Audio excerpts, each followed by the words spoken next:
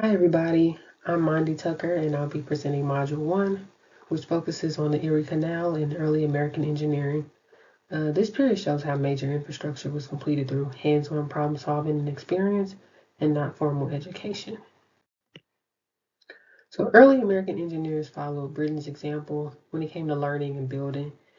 France focused on scientific theory and formal instruction, whereas Britain focused more on practical experience. And Americans leaned toward Britain's hands-on approach and built knowledge directly in the field rather than in the classroom.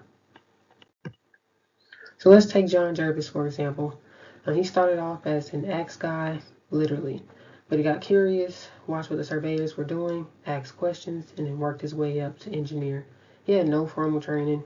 He advanced merely through practice. Now, don't get me wrong, trial and error got a lot done, but it wasn't perfect. They were rebuilding locks and wasting a lot of time. And that's when guys like Canvas White came in and said, let's try something new. He invented the hydraulic cement because traditional techniques were falling apart. So these challenges essentially show the need for formal engineering knowledge. Before the Erie Canal, there was the Middlesex Canal, and it had similar issues such as leaky walls, poor materials, and surveying problems. Yet those issues occurred, engineers were able to adapt and complete the project. So overall, Module 1 shows the foundation of American engineering, which is rooted in practical knowledge and personal drive. But it also shows why formal education and professional standards will soon become necessary. And we'll see that transition beginning in Module 2. Thank you. Hello everyone, my name is Jody Rivera and I will be covering Module 2, Engineering Becomes a Profession, Part 1. When it came down to higher education and engineering, there was no initial schooling for it.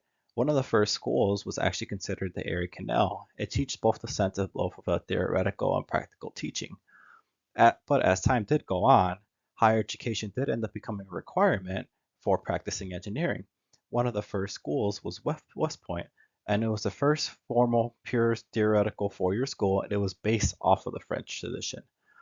As followed suit, some more engineering schools became more popular, which was Norwich and Harvard. When it came down to individuals and groups in higher education, a majority of them were from middle-class families. And also, they were predominantly white males. Both African American and women were banned and excluded from schools during the time. And while African Americans were banned, a lot of them did have technical skills but were not allowed or considered professionals at the time. As time went on, the amount of engineers, however, did end up growing. From 1816, there was roughly around 30 engineers to around 1930, where there was roughly a quarter million of engineers available. When it came down to what style of education engineers should be learned, there became a big argument between theoretical and practical. An example of this would be with William H. Blair, who believed that mathematics and the theoretical sense of engineering helped create individuals with a strong mental discipline. On the other hand, we have someone like Ashbel Welch who believed that practical provided more experience for individuals because it goes into the sense where practice makes perfect. And while both individuals had their own sense of whether it should be theoretical or practical, both are strong components in order to create a sound and strong engineer. Hello, my name is Nick Holman. I'll be going over part two of module two. I'll be looking at a couple of the documentaries we watched and as well as engineering societies. In 1862, the Justin Moore Land Grant Act went into effect, which gave federal support for higher education. Land was granted to states in order to fund colleges, which were centered around practical sciences, engineering, and agriculture. It made higher education much more accessible to Americans because there were more colleges available than just in the main cities. The Vulcan Foundry was a British locomotive factory which was specializing in the fabrication of railway engines, also known as trains. The documentary followed Ted Wilson, who was a production engineer who started working at the foundry 30 years before, just as a young boy who was an apprentice.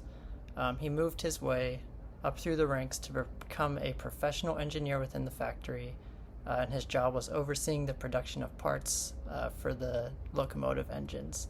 And Ted Wilson is pictured here on the slide. We also learned about a couple different professional engineering societies within our lectures. We learned about the difference between an occupation and a profession. Basically, the difference is that an occupation is more of just like just your daily duties within your job, just the daily work, etc. Whereas profession is more of an area of expertise in a specialized area of your field. Professionals are more than just cogs in the machine, so to speak, which you might see in an occupation. We learned about the American Society of Civil Engineers, which sought to make engineering better as a whole and sought to make engineers better. And then we also learned about the American Institute of Mining Engineers, which was another professional society who mainly sought to make money for the mining industry rather than trying to make engineers better. Hello everyone, my name's David Brown, and today I'll be doing a review of Module 3, Patterns of Invention.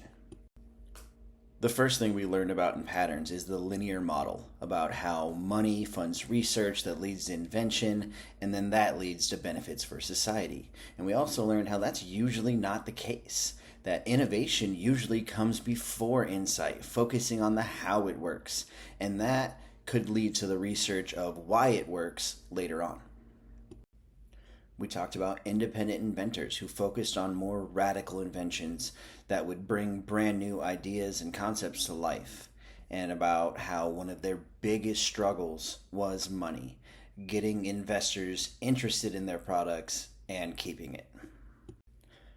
Then we talked about industrial research labs that would take multiple inventors across several different specialties, putting them all together, which enabled them to create things that they could not have done on their own.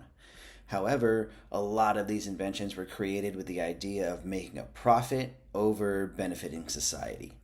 They also focused on conservative invention, taking something that's already exists and making it better rather than making something completely new.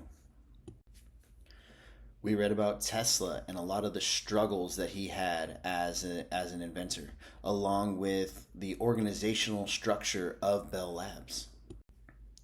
We finished off Module 3 with the documentary on the Electric Light Company, which showed us that Edison was more than just the guy who invented the light bulb, and demonstrated everything else that goes along with lighting a house.